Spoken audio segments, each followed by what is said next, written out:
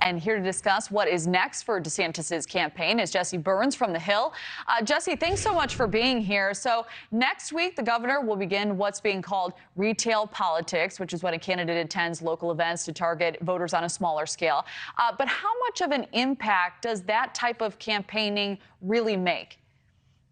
Well, it's huge. I mean, this is Governor DeSantis' foray on the national scene. We've seen him for months ramping up to this moment, but really the devil's in the details when it comes to actually meeting voters, showing that he is a personable person on the campaign trail. And, you know, we saw this back in 2015 with Jeb Bush. For months, he got dozens of congressional endorsements. He raised tens of millions of dollars. But when he actually was out on the campaign trail, it was a different beast. And the same thing now faces Governor DeSantis. He has to go out there and prove to the GOP voters that he is the person to take on Donald Trump. He's the person to take on Joe Biden. And we saw a faulty launch last night. It's a marathon. It is not a sprint. But he has a lot of time to kind of pick up the pieces and really face a tougher challenge going out on the campaign trail and proving that he is the person to lead the GOP after Donald Trump. So, Jesse, as you know, in the past, DeSantis has held impromptu meet and greets. But what does he need to do moving forward now to convince GOP voters to select him specifically?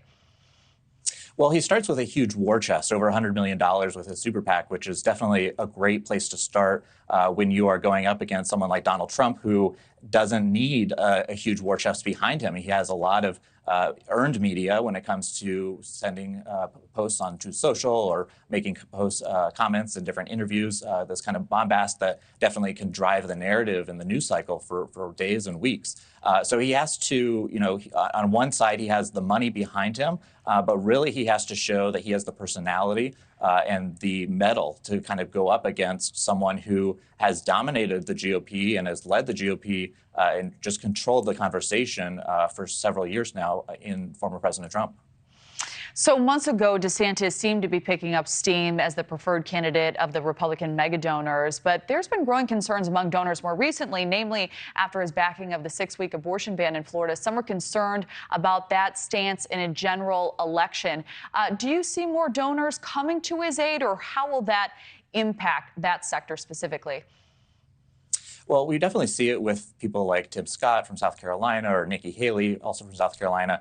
There is this urge for another candidate to emerge who will be kind of the favored candidate on the part of the establishment base, the establishment donors. And so we've seen up until this point this real thirst among Republican donors and Republican, never Trumpers, but also people who maybe voted for Trump 1 or 2 times, but still want someone else to kind of take up the mantle for the GOP. And so he has to prove that he's the one to do that. And last night with that rollout on Twitter, 20 minutes of glitches before ultimately kind of having a botched message that was very robotic. He needs to overcome that if he's going to continue to make the case to GOP donors. And he has a real opportunity next week visiting South Carolina, New Hampshire, and Iowa to show that he can engage in retail politics. He has what it takes to go through the marathon, and that will go a long way to show GOP donors especially that he is worth backing. Yeah, and we'll be following those stops closely. Jesse Byrne, thank you as always for your time. Thank you. Thank you for watching. Go to newsnationnow.com to find News Nation on your television provider. And don't forget to click the red subscribe button below to get more of News Nation's fact-driven, unbiased coverage.